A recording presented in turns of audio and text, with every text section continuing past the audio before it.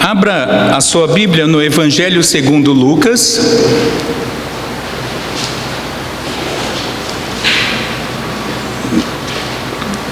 Eu raramente chamo a atenção para alguma pessoa, né? Porque a honra e a glória é do Senhor, mas hoje temos aqui um mini-homem muito importante para o nosso meio, chamado Kalel. Está vindo pela primeira vez, depois o veremos se possível. Seja bem-vindo à família de volta, que o Senhor as abençoe, e o pequeno Kalel já está aqui louvando ao Senhor. Lucas 5, a partir do versículo 27, diz assim: Passada estas coisas, saindo, viu um publicano chamado Levi, assentado na coletoria, e disse-lhe: Segue-me. Ele se levantou e, deixando tudo, seguiu. Então lhe ofereceu Levi um grande banquete em sua casa, e numerosos publicanos e outros estavam com eles à mesa.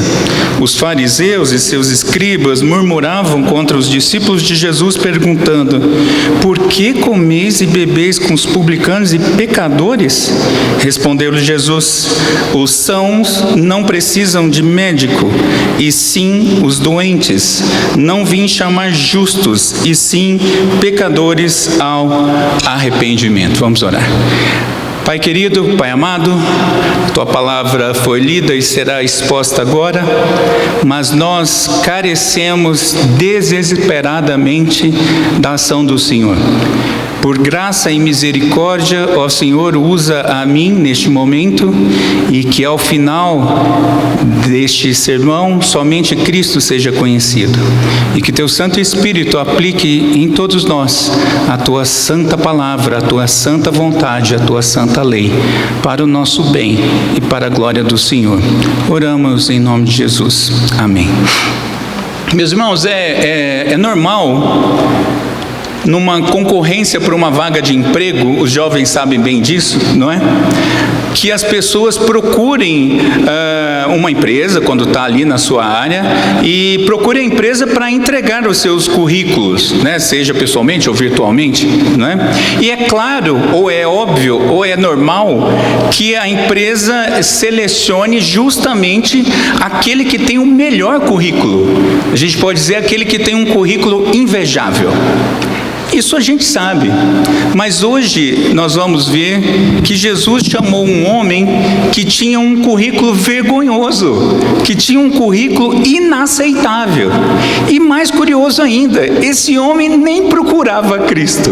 Nós vamos olhar para essa história, vamos passar por esse texto, vou dividi-lo em 5 partes, e em cada uma delas vamos aplicar o texto, e ao final veremos algumas lições para as nossas vidas. Em primeiro lugar, mantenha a sua Bíblia aberta e acompanhe com santa expectativa. No primeiro versículo 27, nós temos Jesus chamando. Jesus faz um chamado. Veja, o texto aqui está em que momento? Lembra-se do sermão do domingo passado? Jesus havia curado um paralítico em Cafarnaum, não é? Naquela casa, nós vimos tudo isso. E o texto diz então, passado essas coisas, ou seja, passado aquele momento, Jesus está indo rumo ao mar. Mas não está dito aqui, pastor, você está inventando coisa. Sim, mas o texto de Marcos completa esse texto, e o texto de Mateus também completa esse texto. Então eu vou trazer essas informações. Em Marcos diz que o Senhor seguia rumo ao mar. Obviamente o mar da Galileia. E no caminho, ou provavelmente à beira do mar, Jesus chama uma pessoa para segui-lo. Isso é a história. Pronto, a história é isso aqui. Pois bem, quem Jesus chamou? Diz o texto que Jesus chamou um homem chamado Levi, que lá em Mateus nós vamos descobrir que Levi é Mateus, o próprio evangelista, o próprio apóstolo depois. Então Levi e Mateus são 2 nomes da mesma pessoa. Marcos vai dizer que Levi, ou Mateus, ele é filho de Alfeu. Então nós estamos posicionando aqui quem é essa pessoa. Mas Levi, ele é um publicano. Meus irmãos, o que é um publicano? A gente ouve muitas vezes essa palavra. Publicano é uma espécie de coletor de impostos. Diz o texto que ele estava sentado na coletoria, ou seja, ele estava no posto de trabalho dele. É o posto da Secretaria de Fazenda. O coletor de impostos ali arrecadava tanto pessoas por pedágio, quem estava transitando, ou pela alfândega, quem estava entrando ou saindo com produtos e etc. Não é? Então esses homens eram os coletores de impostos. A gente aqui andando pelas estradas do Brasil, às vezes entre um estado e outro a gente vê aquela balança onde os caminhões param, não é? Ali é checado se está pago o imposto ou não. É algo mais ou menos assim.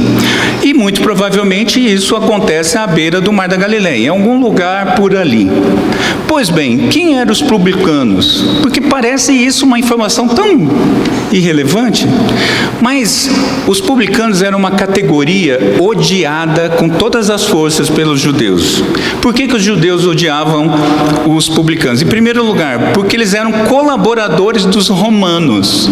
Os publicanos entregavam todo mundo para os romanos. Eles eram muito mais para o lado dos romanos do que qualquer outro grupo. É claro, eles estão trabalhando para Roma. E os judeus odiavam quem ajudasse o Império Romano. Mas também eles eram conhecidos por serem corruptos. E essa é uma coisa que a gente conhece aqui no Brasil, né? Dá para entender bem o que é um publicano, né? Mas por que eles eram corruptos? Porque na atuação deles como coletores de impostos, eles faziam, lá também tinha a espécie de câmbio de moeda, de uma moeda para outra, ou de conversão de pesos e medidas, e eles faziam essas conversões monetárias ou as cobranças que eles tinham que fazer de maneira injusta. Eles extorquiam todo mundo. Por isso essa categoria, toda a categoria era conhecida como desonesta. A gente conhece uma categoria assim, né, nos nossos dias. E por conta dessa prática ilícita, eles ficavam ricos. E isso dava mais raiva ainda para o judeu. Então, publicano é esse tipo de pessoa. É esse tipo de gente que os escribas e os fariseus jamais teriam por perto. Muito menos andando junto. Então, para você entender nos nossos dias, pense numa categoria que seja corrupta e que você agora, que Jesus estaria chamando uma pessoa dessa. É isso que aconteceu. E aqui está a nossa primeira aplicação sobre o chamado de Jesus. Veja, o chamado de Jesus é sempre feito pelo próprio Senhor Jesus. Não tem intermediação. É claro que o Senhor nos usa para isso nos nossos dias, mas é Jesus quem chama. O Deus Filho, que é imutável, chamou Levi, é o mesmo que continua chamando ainda hoje. Quem chama, meus irmãos, é Cristo. É o Senhor quem busca os seus e não o contrário. Por isso, nós estamos vendo aqui Levi trabalhando e não buscou Jesus. E esse texto fala muito comigo, porque eu também não buscava o Senhor e o Senhor me buscou, não é? É bem verdade que eu não estava numa coletoria, estava num lugar bem pior. Mas é Jesus quem chama. E em segundo lugar, meus irmãos, o chamado de Jesus é feito até mesmo aquele homem que tem um currículo inaceitável. Porque o publicano, meus irmãos, esse publicano se tornou, por exemplo, um apóstolo do Senhor Jesus. Jesus chama aqueles que o Pai lhe deu, não importando a condição da pessoa no momento do chamado. Ou seja, eu não sei se você já conversou com pessoas anunciando o Evangelho e a pessoa fala assim: eu ainda não estou pronto para seguir Jesus. É claro, ninguém está. E o Senhor chama em meio a essa condição. E por isso nós vemos, meus irmãos, que o chamado de Cristo é o chamado da graça. É o chamado da soberania. Jesus chama aquele que ninguém chamaria. E isso é maravilhoso. E o chamado de Jesus, meus irmãos, é extremamente sucinto. Diz o texto que Jesus chamou assim: segue-me. Ponto. Essa foi a palavra de Jesus: segue-me. Não tem promessas, não tem bajulações, não tem negociações, não tem apelo emocionado, não tem música de fundo, não tem absolutamente nada a não ser a palavra de Jesus dando uma ordem: segue-me. E esse chamado continua o mesmo ainda hoje. E é isso que nós devemos falar para as pessoas: Jesus te chama, ponto. E o Senhor há de agir. Mas um segundo ponto, meus irmãos, é a resposta que Levi deu. E nós temos que olhar para ela no versículo 28. Na teologia, ou na nossa teologia reformada, nós vamos falar que esse é o chamado eficaz. Nós vimos isso na confissão de fé hoje de manhã. É o chamado irresistível. Quando Deus chama, a única resposta que o ser humano dá é sim. Não tem outra coisa. Não tem assim, vou pensar. Por isso que apelo na nossa doutrina não faz muito sentido, porque você não vai perguntar para a pessoa se ela quer ou não. Você aceita Jesus? Não tem essa opção. Jesus não falou assim com Levi: oi Levi, tudo bem? Eu sou o Senhor, você me aceita? Tem uma placa aqui indo daqui para Goiânia, numa fazenda. Eu acho até que o fazendeiro é bem intencionado, né? Está tentando anunciar o evangelho, mas lá tem bem grande, é tipo um outdoor: dê uma chance para Jesus. Eu tenho uma vontade de parar naquela fazenda e conversar com esse senhor, com o dono daquele outdoor. Porque quem somos nós para dar chance para o Senhor? É o Senhor que chama. E a resposta só pode ser sim, quando o Senhor chama. E veja, meus irmãos, a resposta de Levi é pronta e absoluta. Diz o texto que ele se levantou, deixou tudo para trás e passou a seguir a Cristo. Meus irmãos, parem para pensar nisso. Levi deixou para trás o escritório de cobranças de impostos. Simplesmente ele abandonou o posto de trabalho, já é uma coisa meio absurda, não é? Mas Levi deixou para trás a ótima carreira, deixou para trás a grande fonte de renda, deixou para trás a estabilidade, deixou para trás a velha vida. Esse é a beleza da resposta do chamado a Jesus. E a aplicação aqui, meus irmãos, para nós, é que não há nada mais importante nesta vida, entenda bem isso, do que ser chamado por Jesus. Não existe mais nada de importante nessa vida. Quem não é chamado por Jesus está simplesmente lascado, essa é a verdade. E quando nós somos chamados por Cristo, as prioridades da vida mudam, porque Cristo passa a ser o centro da nossa vida, Cristo passa a ser o direcionador da nossa vida. O velho agora fica para trás. Por isso que é muito difícil de acreditar que alguém que se diga cristão segue vivendo como um ímpio, vivendo a mesma velha vida. Alguém que diz que não, Jesus me chamou mesmo e eu sou dele, mas eu faço as mesmas coisas que eu fazia antes. Meus irmãos, isso em princípio, é impossível, porque todo que é chamado para Jesus abandona a velha vida, deixa tudo para trás. Quem foi chamado por Jesus se levanta imediatamente.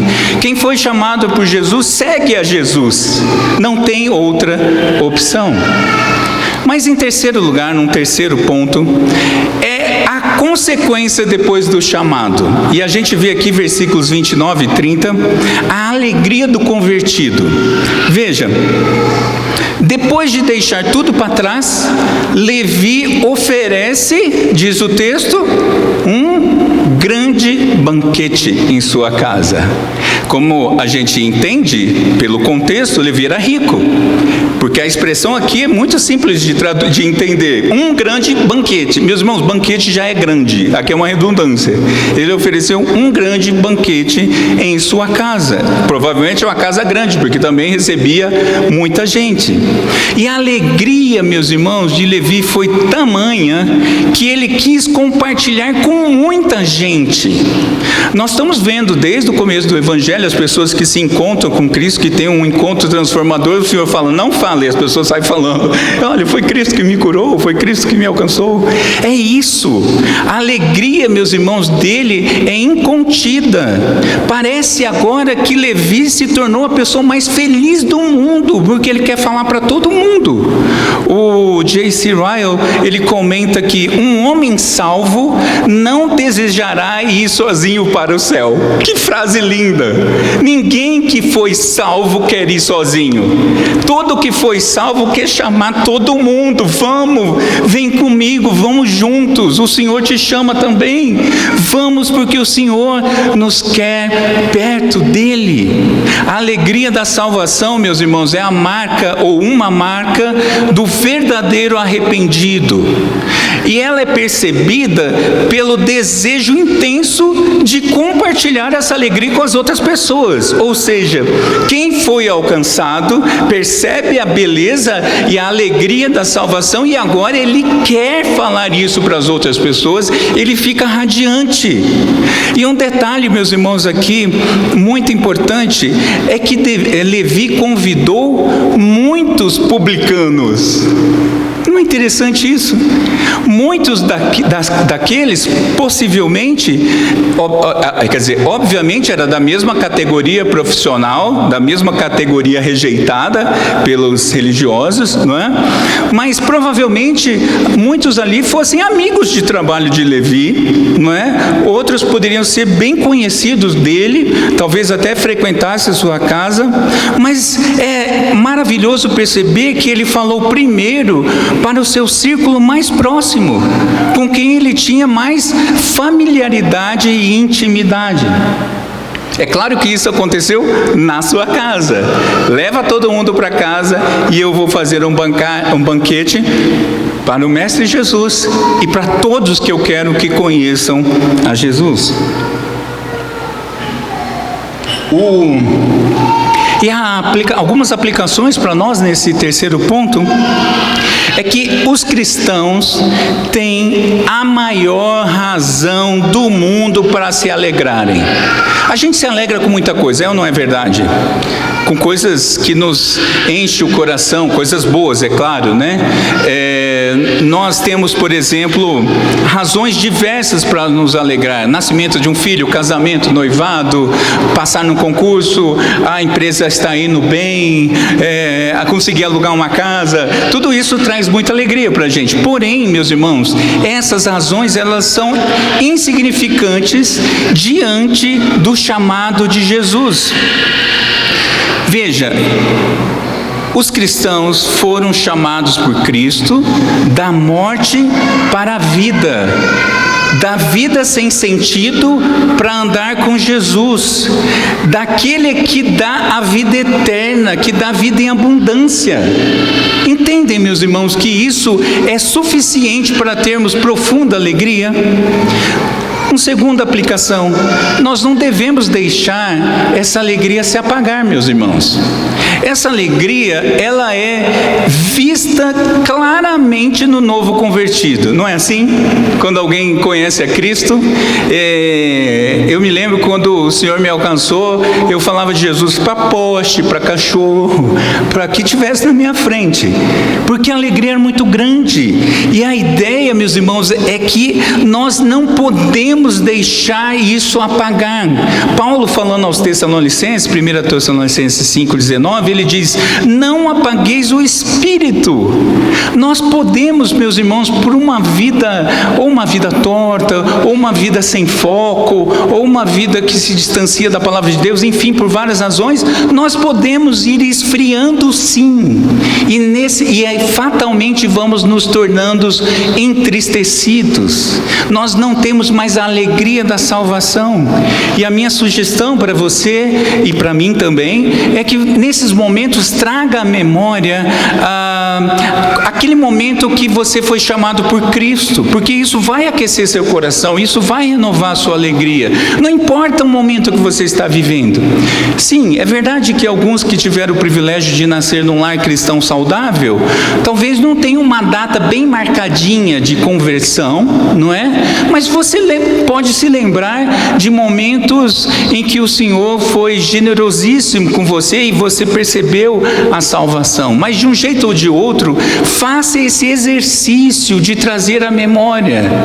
Está difícil a vida nessa fase do Covid? Lembra-se que você foi chamado por Jesus? Simples assim. Nada poderia nos abalar com essa verdade avivada da nossa mente no coração. Mas uma terceira aplicação ainda, meus irmãos, é que essa alegria não é uma alegria contida, não é uma alegria do tímido. O tímido tem uma alegria contida, né?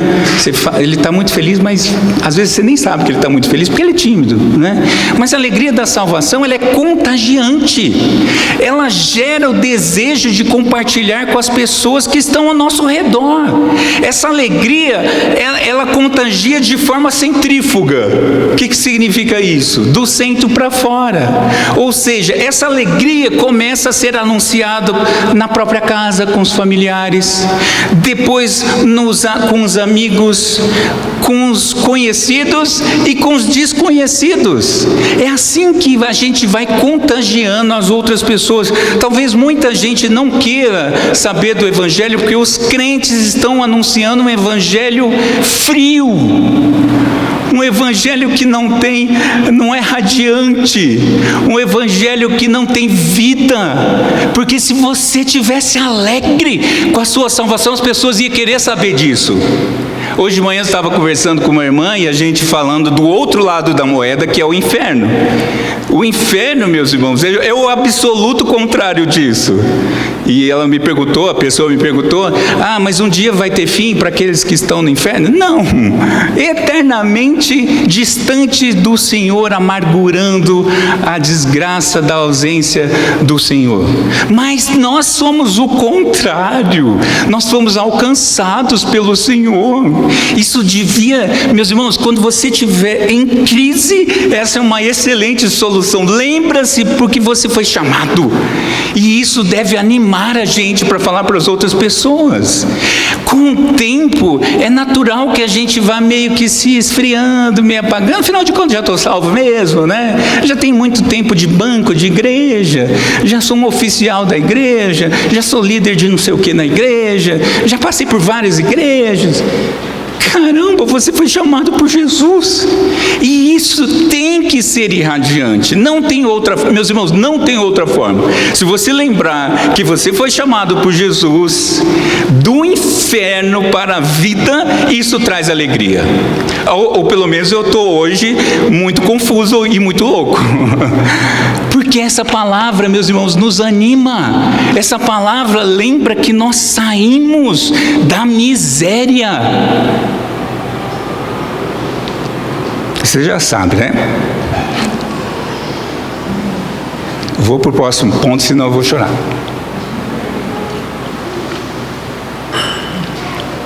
Porque eu lembro de onde eu vi. Mas você está lá felizão com Jesus, falando para todo mundo. E aí o quarto ponto disso, meus irmãos, é a crítica legalista. Veja, nesse banquetão tinha muita gente. Quem eram os convidados ali? Jesus, os discípulos de Jesus. Marcos fala isso claramente, os discípulos de Jesus estavam com eles, numerosos publicanos, outras pessoas que não foram especificadas, e os fariseus e os escribas. Eles também estavam lá na festa, né? Nessas horas, boca livre, eles aparecem, né? E no versículo 30, meus irmãos, no final do versículo 30, a gente vê que os fariseus e os escribas levantaram um questionamento legalista. E eles são covardes, porque eles perguntam para os discípulos querendo atingir Cristo. E eles perguntam o quê? Por que vocês comem e bebem com publicanos? Mas eles completam a pergunta. É uma racinha terrível. Por que vocês comem e bebem com publicanos e pecadores? Meus irmãos, qual é a lógica aqui? Para eles, aliás, isso está em várias culturas. Sentar-se à mesa com alguém é sinal de amizade, é sinal de plena aceitação. É assim hoje na nossa vida. Se alguém é muito íntimo, ele vai para a cozinha. Na casa das pessoas, pelo menos na cultura brasileira. Se ele é muito íntimo, ele não fica na sala, a não ser lá no nosso apartamento, que é pequeno, né? Mas fora isso, ele vai para a cozinha, porque a cozinha é o lugar da intimidade. A mesa é o elemento da união, onde todo mundo está sentado no mesmo nível. E o que está acontecendo aqui? Jesus está sentado à mesa com os publicanos, com aquela racinha. Veja, meus irmãos, para eles, para as regras cerimoniais da tradição dos anciãos, veja, eu não estou falando das escrituras, eu estou falando da tradição dos anciãos, que aquelas inúmeras regras acrescentadas pelos judeus à própria lei, para eles era inadmissível sentar-se à mesa com publicanos, porque eles eram fatalmente impuros. Você não se relaciona com impuros, você é um judeu. E para piorar, meus irmãos, eles mostram que tem o perigo aqui do contágio. Nós conhecemos bastante sobre essa palavra contágio, né, nos dias atuais. Mas ali eles estavam preocupados com um tipo de contágio, era o contágio da presença dos pecadores, como se fosse uma peste realmente contagiosa. O Hernandes Dias Lopes, ele fala que a religião desses homens era a religião do apartheid. Eles não queriam união, eles queriam só para si. E aí, meus irmãos, o que me incomoda aqui é porque, tudo bem, tinham ali publicanos, até aí eles estavam certos, mas por que eles colocaram a palavra pecadores? Porque eles eram rápidos para identificar pecadores e eram lentos para olharem para si mesmos, para reconhecer os próprios pecados. Por isso que eles falam isso. E a aplicação aqui, meus irmãos, para nós é que a religiosidade, e eu não estou falando da religião cristã, porque tem muito crente falando assim, eu não tenho religião, eu sou de Jesus. Não, nós temos religião sim, nós somos cristãos, nós pertencemos ao cristianismo, isso não é nenhum problema. O que eu estou fazendo a distinção aqui é da religiosidade vazia de Deus, consequentemente vazia da graça, vazia da misericórdia. As centenas de regras, meus irmãos, só para o sábado tinham 614 leis para saber identificar o sábado, só para você entender o que é isso, né? As centenas de regras inventadas, com o passar do tempo, foram se tornando tradições, mas tradições sem sentido, não é? E que faziam a vida ficar pesada. Agora, se já não é possível cumprir a lei de Deus, que é perfeita, imagine viver debaixo do legalismo. Debaixo do legalismo, meus irmãos, só tem duas possibilidades. A primeira delas, apostasia, afastar-se de Deus. Por quê? A pessoa fala, eu não quero esse Deus é muito difícil, esse Deus é muito cheio de coisas. É claro, porque nós estamos falando de coisas que não foi o Deus que falou. E a outra possibilidade é a hipocrisia, porque a pessoa fala assim, eu já estou aqui mesmo nisso, né? Eu vou falar que eu cumpro, mas na prática eu não cumpro. Porque eu só falo, mas de boca tá beleza, mas na prática, minha prática mostra que eu não consigo cumprir. E essa religiosidade, meus irmãos, é ótima para enxergar o cisco nos olhos dos outros, mas péssima para ver a trave nos próprios olhos. Essa religiosidade é boa para apontar o dedo para os pecadores, mas é incapaz de promover uma autoanálise sincera para identificar os próprios pecados. Essa religiosidade não ora como o salmista, Senhor, esquadrinha minha alma. Não, ele fala, Senhor, obrigado, Senhor, porque eu sou justo. Pune os pecadores. E aí, meus irmãos, dois detalhes sobre isso. Quem está vivendo na religiosidade vazia necessita de Cristo. Não tem jeito, só o Senhor. Especialmente aqueles que estão liderando outros. Porque se o Senhor não agir... Agora, quem está debaixo do legalismo também necessita de Cristo. E Cristo, meus irmãos, apresenta uma solução maravilhosa. Cristo diz o quê? Troca o seu fardo que é pesado com o meu que é leve. E assim você vai achar descanso para a sua alma. Essa é a solução para o legalismo, meus irmãos. Andar com o Senhor. E por último, versículos 31 a 32. Beleza, os fariseus estavam falando com quem? Com os discípulos. Quem respondeu? Jesus. Percebem, meus irmãos, que Jesus toma a frente e ele responde, porque era com ele mesmo. Jesus agora vai responder demonstrando qual é o seu ministério. Veja, Jesus fala três coisas. Em primeiro lugar, os sãos não precisam de médico, e sim os doentes. Ora, isso é um argumento lógico óbvio. Qualquer um chega a essa conclusão. Doente precisa de médico, são não precisa de médico.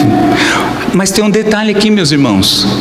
Todos são doentes, pois todos pecaram e carecem da glória de Deus, Paulo falando aos Romanos. O texto que lemos aqui na abertura da liturgia: todos se extraviaram, juntamente se corromperam, não há quem faça o bem, não há nenhum sequer. Salmo de Davi 14:3. O que o Senhor está dizendo é: olha, eu vim para os miseráveis. E aí ele diz ainda algo mais: eu não vim para os justos, eu vim para os pecadores. E os fariseus, meus irmãos, eles se consideravam justos, justos aos próprios olhos, justos pelos próprios critérios. Logo, eles estão excluídos do chamado de Cristo. Percebe o jogo aqui? Cristo está falando: eu vim chamar pecadores. Eles falam de si mesmos que são justos, agora eles se colocaram numa saia justa. O Senhor chama pecadores, e chama pecadores ao arrependimento. A terceira coisa que Jesus fala: Jesus veio, meus irmãos, segundo Mateus, por misericórdia, para tirar as pessoas justamente da vida de pecados. Mas isso passa pelo arrependimento. Meus irmãos, trata-se do chamado ao arrependimento para então se tornar um seguidor, um discípulo de Jesus. O chamado ao arrependimento, meus irmãos, acontece no dia a dia da vida comum. Não precisa de situações especiais para você chamar alguém ao arrependimento. É no contato seu, da sua vida, que você vai falar para a pessoa seguir a Jesus e arrependei-vos. Um comentarista chamado Morris, ele diz que o arrependimento não é fácil para os respeitáveis e os justos aos seus próprios olhos. Quem se acha, meus irmãos, quem se acha, usando a linguagem dos mais jovens, quem se acha não vai achar que precisa de arrependimento. Mas o Senhor veio para os pecadores, e não há salvação sem arrependimento. A conversão é justamente o momento no qual uma pessoa teve os seus olhos abertos para o pecado, para a sua condição miserável, e a conclusão que ele chega é: eu preciso me arrepender. Esse processo é o processo da salvação. E algumas aplicações para nós aqui nesse último ponto é que não há ninguém tão pecador que não possa ser chamado por Cristo. Nenhum coração é tão distante de Deus que não possa ser transformado por Cristo. Meus irmãos, Cristo transforma coração de pedra em coração de carne. Uma segunda aplicação para nós é que, consequentemente, nós não podemos fazer distinção ao proclamarmos o Evangelho. O Evangelho deve ser pregado a todas as pessoas, mas é muito fácil cair na tentação da escolha pelos seus próprios critérios. Eu não vou falar para minha chefe, eu quero mais que ela continue no caminho dela para o inferno. Tem crente que fala isso. Ah, não vou falar para aquele meu tio, misericórdia, que ele não tem mais jeito não. Graças a Deus, o Senhor levanta pessoas que não pensam assim. Eu compartilho sempre com a Tati, uma amiga queridíssima, que foi a que orou pela minha conversão na faculdade. Esses dias, ela ainda mora em Cuiabá, e esses dias nós conversamos por telefone, e ela falou assim: eu lembro quando você falava mal de crente. E eu também lembro, com muita tristeza. E ela falou assim: a minha oração foi: Senhor, faz ele engolir as palavras dele. E eu vou te dizer uma coisa, minha querida, hoje eu estou engolindo as palavras. Mas graças a Deus, obrigado porque você orou por mim. Porque você não olhou para mim e achou que aquele drogado não merecia a salvação de Cristo. Meus irmãos, nós temos que anunciar, porque veja, o seu papel é falar. Cristo é o médico que sabe diagnosticar aquele que precisa de cura ou não. Cristo é que sabe quem ele vai chamar ou não. Usando a analogia do médico, você é a secretária que fica na recepção do consultório dele. Você só abre a porta e fala, entra, o doutor está aqui te esperando. O resto é com o Senhor, todo o restante é com o Senhor. Aliás, toda a obra é do Senhor. Seu papel é só esse, levar o doente até Cristo. Mas eu concluo, meus irmãos, tirando 5 lições para a nossa vida a partir desse texto. Em primeiro lugar, a lição geral é anuncia Cristo. Mas veja, anuncia Cristo do jeito que ele falou. Nós não precisamos de estratégias mirabolantes para a proclamação do Evangelho. Esse mundo gospel é terrível. Vamos melhorar a disposição da nossa igreja, vamos mudar as cores. Essas musiquinhas... Vocês sabem que eu só brinco com o que eu gosto muito, ok? Então vai ficar gravado, mas tudo bem. Cássio, para de escolher hino, pelo amor de Deus, isso não é moderno. A gente não vai alcançar pessoas. Já pensou se a gente fizesse isso? Que tolice! Isso seria uma tolice, porque nós não precisamos de estratégia, nós precisamos de Cristo. Você precisa anunciar Cristo. E o que é necessário é somente apresentar Ele às outras pessoas. Cristo, somente Cristo. O Spurgeon, ele dizia que evangelismo é um mendigo contando a outro onde encontrar pão. Nós somos esses, meus irmãos, mendigos. Nós somos os mendigos que sabe, que descobriu onde tem pão, o pão da vida, e nós vamos levar a outros o pão da vida. É só isso.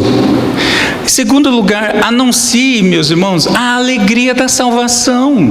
Essa alegria, ela é a verdadeira alegria da salvação, ela é contagiante. Quando nós vivemos animados com a salvação graciosa, a nossa reação só pode ser anunciar a alegria da salvação. Eu estava conversando essa semana com o reverendo Mateus e eu falei, a gente está conversando, como que está a igreja? Estamos seguindo bem, graças a Deus, estamos indo, como toda a igreja está passando nesse momento, blá, blá, blá e tal. Mas eu falei assim, Mateus, eu preciso te dizer uma coisa, a gente está sonhando lá no nosso conselho implantar uma igreja. Ele, oi? Vocês não fizeram um ano ainda. Eu falei, sim, Mateus, mas meu coração arde. E os meus irmãos do conselho também têm isso. Nós queremos plantar uma igreja. É só um sonho ainda, mas nós queremos. Por quê? Porque a gente quer contar essa alegria para os outros. É simples assim.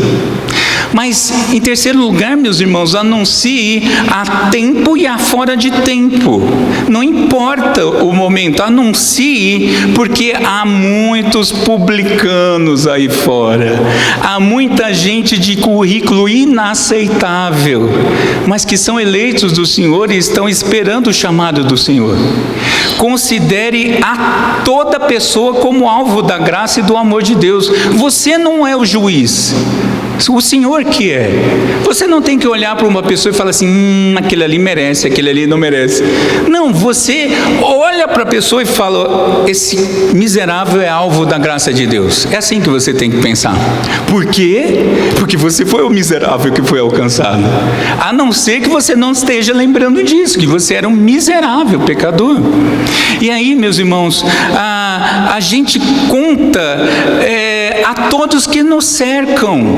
E a lógica é a mesma, é a partir do ciclo de convívio de dentro para fora. Você conta primeiro, para quando você é alcançado por Senhor, quem você vai contar primeiro? Para a sua família. É assim que acontece. Depois você vai falar para quem? Para os amigos. depois para os conhecidos e depois para os desconhecidos, para qualquer um, porque nós temos que, esse é o chamado do Senhor, nós somos chamados para proclamar o Evangelho, ide por todo o mundo, anunciar o Evangelho a toda criatura e fazer discípulos. Nosso papel é esse, em casa, no prédio, no condomínio, na escola, na faculdade, no trabalho, onde você estiver, na fila de banco. Ah, mas agora a fila tem que ser 1,5 metro. Fala para ele: oi, você que está 1,5 metro aí de mim, eu queria falar uma coisa com você. Alguém estava conversando comigo esses dias e me ensinou uma estratégia maravilhosa. Ele falou: você desce com o seu cachorrinho? Eu falei: Deus, tem que descer, né? Mora em apartamento. Por que você não para com a outra pessoa que anda com o seu cachorrinho e começa a abordagem? Falei: boa, nunca tinha me tocado disso, mais uma oportunidade. Porque em Águas Claras é muito curioso, as pessoas conhecem o nome dos cachorros e não o nome das pessoas. Então, uma excelente oportunidade. E nós, meus irmãos, somos os proclamadores. Em quarto lugar, todos são muito importantes, mas eu queria que você prestasse bastante atenção nisso. Anuncie fielmente que Cristo chama para segui-lo e que isso passa pelo arrependimento. Não barateie o Evangelho da cruz. Não barganhe o Evangelho. Não faça promessas que o Senhor não fez. O anúncio do Evangelho ainda é o mesmo. Arrependa-se. Arrependa-se. O seu destino é um inferno, mas Cristo te salva. Cristo te leva para a eternidade juntamente com Ele. Esse é o Evangelho.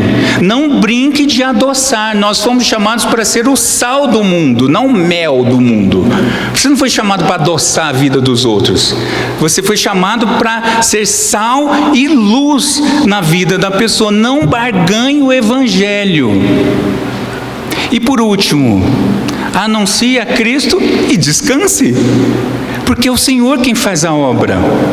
É Cristo, é o nome de Cristo, é a autoridade de Cristo, é a obra de Cristo que faz tudo acontecer. E é o Espírito Santo que convence do pecado, da justiça e do juízo. Você não precisa ser teólogo, você não precisa ser oficial da igreja, você só precisa abrir a boca e falar que Jesus veio e que Ele vai voltar, e que Ele morreu na cruz e que Ele ressuscitou para dar vida e vida em abundância, para aqueles que entendem essa mensagem. E descansa, porque talvez você esteja pensando: caramba, meu melhor amigo ainda não é crente, eu já falei várias vezes com ele. Continua falando. Me lembrei da Dolly, né? Aquela do Nemo, né? Continue a proclamar, continue a proclamar. Continue a anunciar, continue a anunciar. É isso. A obra não é sua, a obra é do Senhor.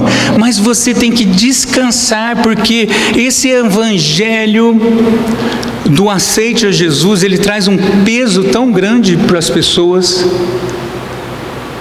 E, meus irmãos, nós estamos vendo óbito em cima de óbito dos nossos dias. E se alguém te falar: eu falei tanto de Jesus para ele e ele morreu, o que você vai dizer? Porque nós não somos os salvadores, Cristo aqui é.